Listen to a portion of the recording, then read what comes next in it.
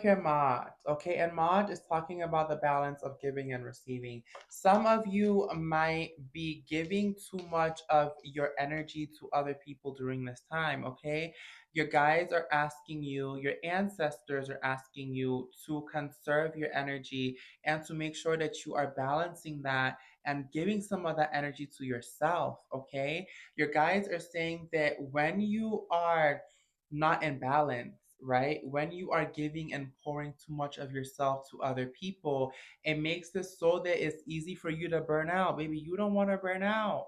Okay? So make sure that you are balancing some of that energy and giving it to yourself. Learn how to work on receiving, honey. Okay? It's not all the time that you give to people. Sometimes you need to make sure that you are receiving as well. Sometimes you need to make sure that you are asking for help, that you are open to receiving help. Don't be so hyper independent and hyper vigilant to where you don't receive the help, you don't receive the nurturing that you deserve. Allow yourself to be babied. Some of y'all need to let yourself be babied. Some of y'all need to let yourself receive princess treatment more. You're asking the universe to manifest princess treatment for you, but you're not letting yourself be treated like a princess. How'd that work? Where'd that work at? Oh yeah.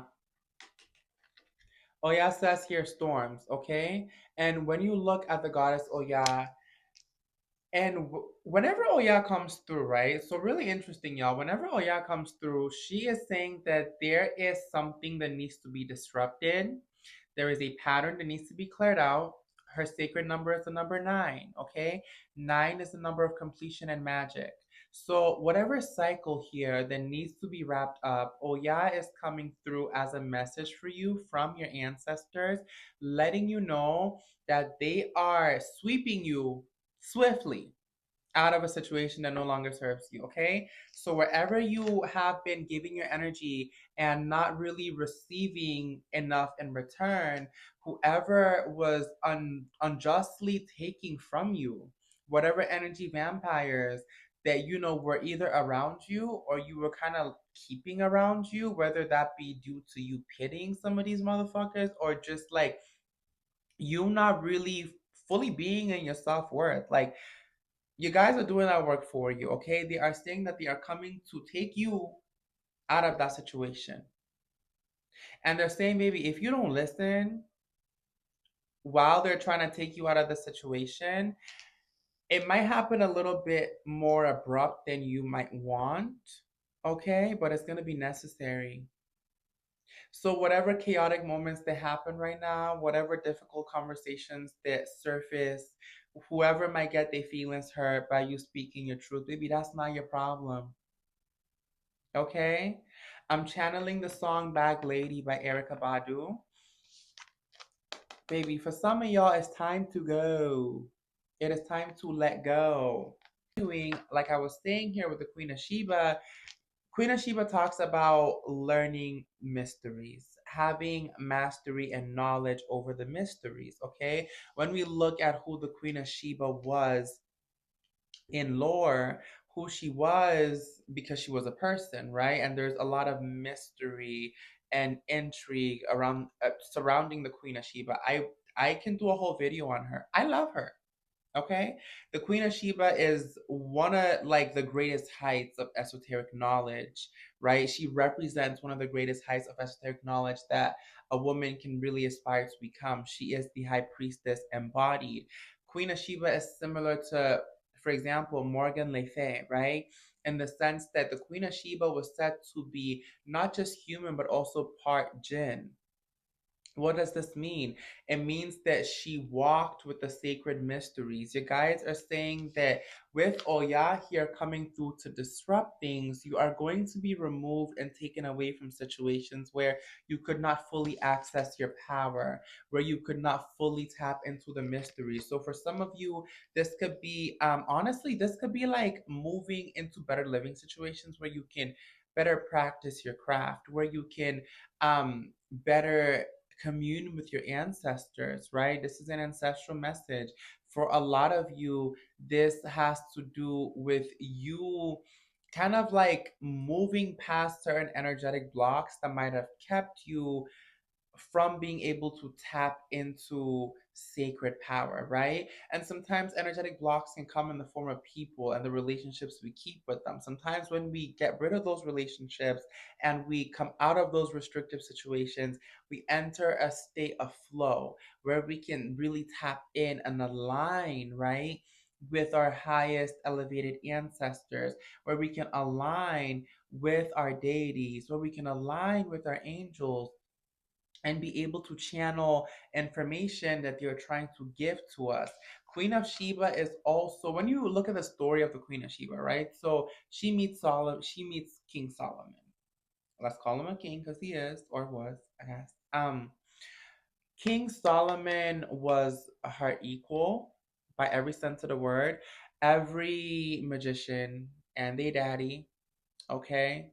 Love them some King Solomon, okay? King Solomon is referenced as one of the greatest sorcerers of all time. She was his equal. Matter of fact, she was his greater. I said it. She was.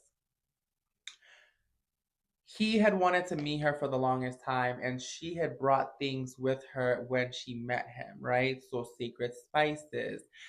She had brought knowledge with her. They exchanged knowledge together. Matter of fact, a lot of people don't realize this, baby, but you know the book of Psalms?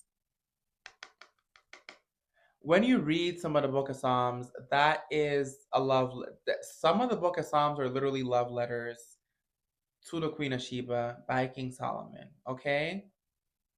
Her beauty was unmatched. The beauty that was within her and her external beauty as well. The mysteries that she knew, right? The goddess lineage that she was tapped into. This is the energy, right? Going through the gateway, becoming a gatekeeper, becoming a keeper of mysteries. Some of you are stepping into this elevated role, but in order to do so, there needs to be some kind of like restructuring, some kind of like necessary chaos to take you out of situations that no longer serve you, to take you out of situations that might be draining you, limiting you from accessing your full power, and putting you in a state of being power embodied. Okay?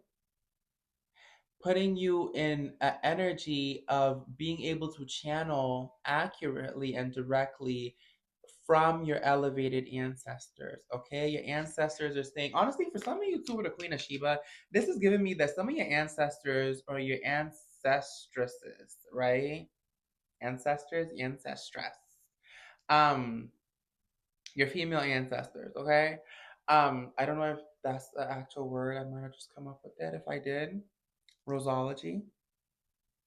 That's what I call things I come up with, okay? Um, some of your ancestors were women who held knowledge. Some of your ancestors soothsayers, oracles, okay? Some of your ancestors were sacred keepers of knowledge and real serious medicine, and they are wanting to impart some of that wisdom to you. They're wanting to activate some of these DNA codes within you, and they're saying for you to do so, you need to go through some kind of discomfort, okay? Some kind of restructuring here, and it's important to surrender. It's important to surrender to allowing these changes to happen, okay? So wherever it is you're giving your energy away, whoever it is you're giving your energy away to where you are not able to really have enough time to dedicate towards your practice, to dedicate towards your craft, to dedicate towards really connecting more with your guides, that's going to be falling to the side, okay? You are going to be having more time to dedicate to the mysteries. You're going to be having more time to dedicate towards learning at the feet of your ancestors, learning directly through practice, okay?